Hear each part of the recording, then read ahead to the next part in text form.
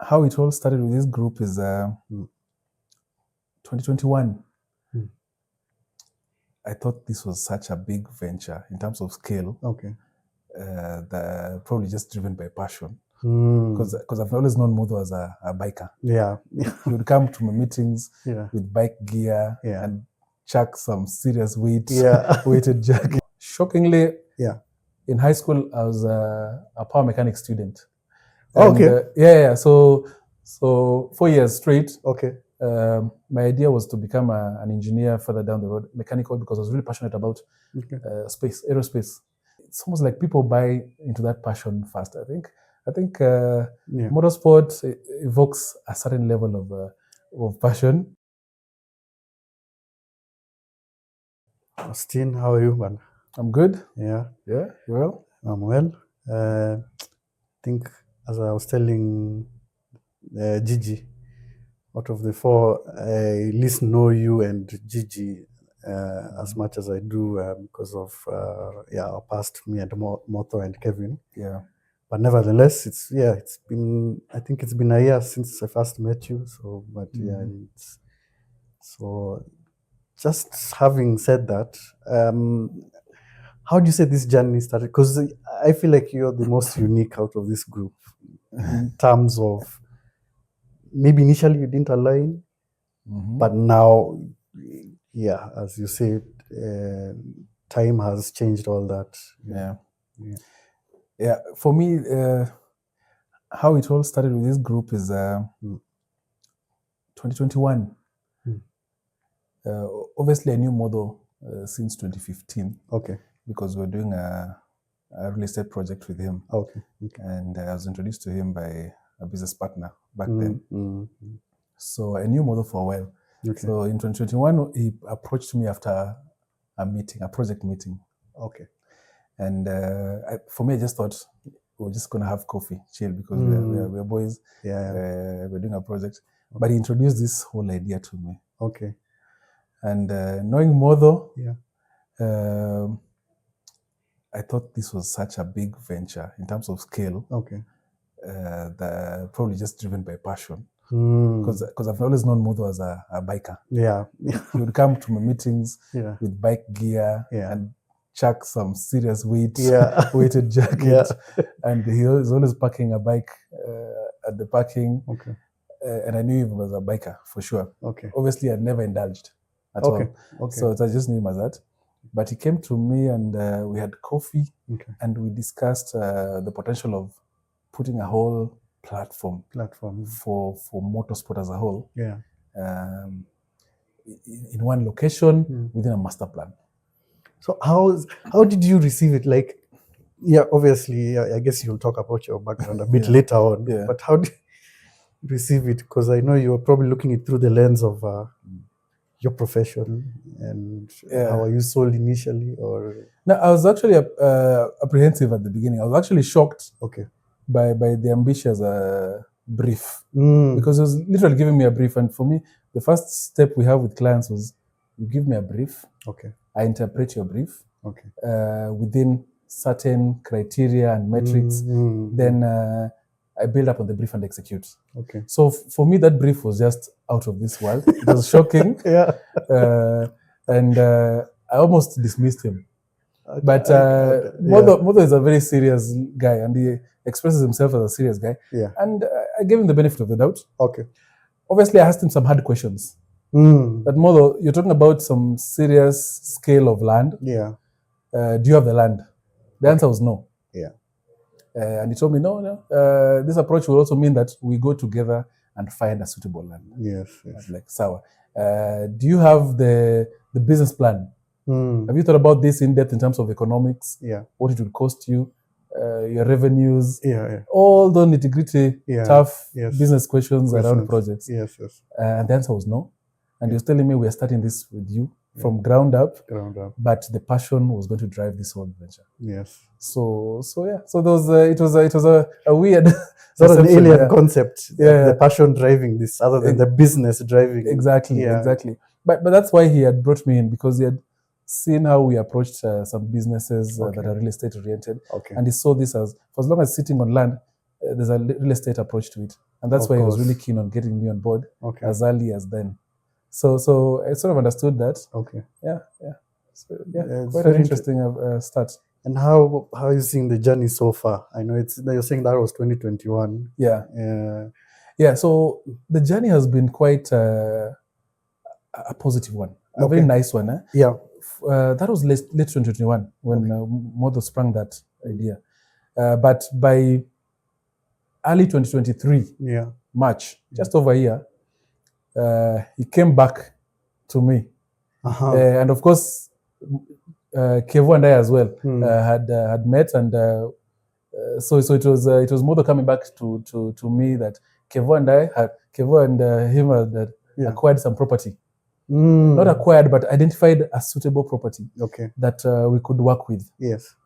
Based on the criteria that I'd given him. Because I was telling him, for this project to work, these are some basic criteria. Or you had already given some sort of...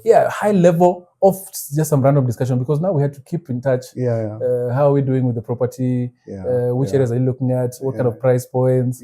So those were just in between discussions, because Modo and I meet quite a while, quite often. So he came back in March. I think it was March 2023. And he was telling me, you won't believe who has access to this property. And we had a WhatsApp group since 2021, which had zero activity until then. And I saw Gigi being added there. You had known Gigi before. I had known Gigi before. Gigi had known him since 2011, 2012. We were in common circles when I started working. The real estate circles. Yeah, the real estate circles.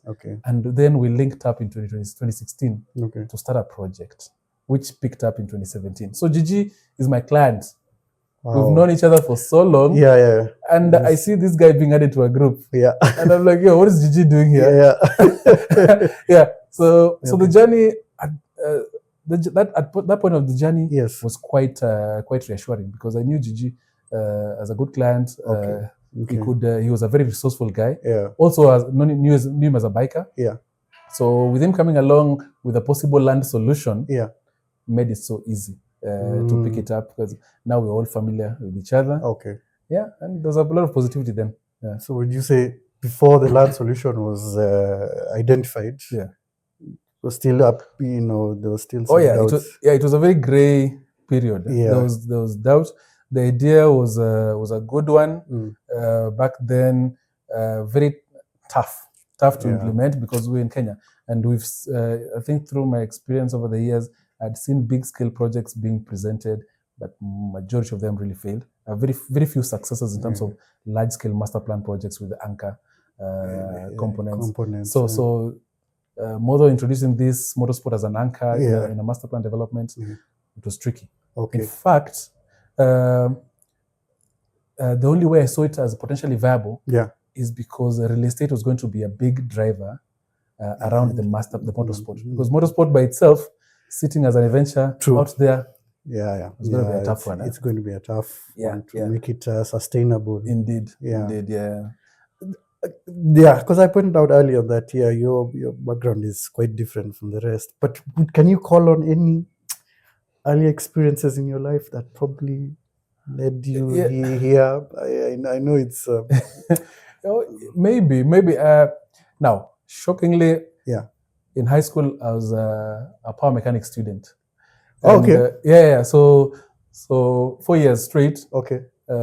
My idea was to become an engineer further down the road, mechanical, because I was really passionate about aerospace.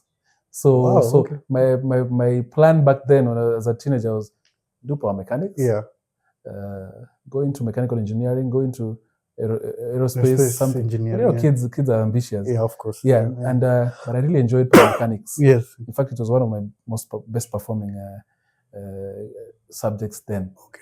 We had the garage in school, and every Thursday, I believe so, we would go to the garage and so you're good with your hands. Yes. The course entailed a lot of a lot of practical. So all the motor vehicle systems, the car systems, we had to go through all that. But the passion was never there. The passion was never there. I think what has really reinforced the passion now, maybe I can't compare with the other guys, is the first thing we did was also start an Instagram group, and these guys would share so many material, stuff, motorsport related, and I would watch, because me, I'm doing my research to make this project work. But I had to really watch and now start really begin getting the immersing yourself in that world. And in our meetings, I think we probably have an hour meeting, another 2 hours of just talking motorsport. So I had to sit in and listen, and so eventually I had to plug in. So that's how I really now buy into this whole thing anyway. In addition to the fact that we put together a business plan. I think the first year in 2023 when we came back, the biggest mission was come up with a business plan that is bankable, that is viable, that can be placed in any investor's desk, and it's worth the risk here. Exactly. So I don't know what else I could add. I know maybe you can talk about generally after where you are right now with the project. Where do you see it? I guess, as I said, we'll talk about it later on in a bit more detail, and I think you lend your voice more. I think what I can say in addition to that is the fact that the passion has really led this project. We through my input and my relationship with the guys, we came up with a very meticulous process in terms of how we procure our resources and consultants. The process of engaging parties, how we fundraise for the project, because we had to really get a lot of fundraising together as well. So coming up with the fundraising documentation, putting together the teaser documents without going out to third-party suppliers. So we had to resource internally. So for me, my project management input was just as a foundation to make sure that people can come and plug in a good way, and to allow us to achieve our milestones, because since then we had to do quarterly strategy retreats, give ourselves targets, maintain our vision, but be very strategic in our deployment. So to getting the landowner on board, negotiating, coming up with the paperwork, getting a lawyer on board to advise us, all that process while maintaining the passion was very methodical. And for me, that was what I really enjoyed until now. I'm curious. When coming up with that, as you said, the meticulous process of coming up with a business plan, and then you going to your circles and trying to bring people on board, I guess, how did you find that? Because I can imagine you're trying to reconcile this passion-driven project with your project management and all your, your background. How was that like? For sure, it was tough for me to sell this concept to anyone. So in fact, most of the successful sales has been through the other guys, because it's almost like people buy into that passion fast. I think motorsport evokes a certain level of passion and camaraderie. It's almost it's not explainable. It's a sort of human. It's like love, I guess, or something. And then you're trying to merge it with this business with an aspect of it. Business aspect. So I think it was quite easy for me to talk to guys who had been presented by the other guys. So bringing in for example, we had the open day early this year at the site. I heard about it. Yes, and most of the invite list was friends and acquaintances of the other guys. So you have motorsport enthusiasts in a room, in a space. Talking business after getting these guys seated, and they're really interested and they want this to happen, one or the other. Listening to the technicalities around that is just a bonus. Just telling them the product is going to be proper. It's you're going to achieve your desires in terms of motorsport. But for sure, it's going to be quality. The funding is going to be in order. The management is going to be in order. We'll execute it within time. So it was an easy sell for and an easy job for me as well. I don't think I have anything to add, because, as I said, you're more unique in terms of the rest of the group. But we'll talk about the other part of this project, and I think you'll lend more of your voice in terms of where it has reached and where it's headed to. Good stuff. Yeah. So I think we can wrap it up. Yeah. Thanks.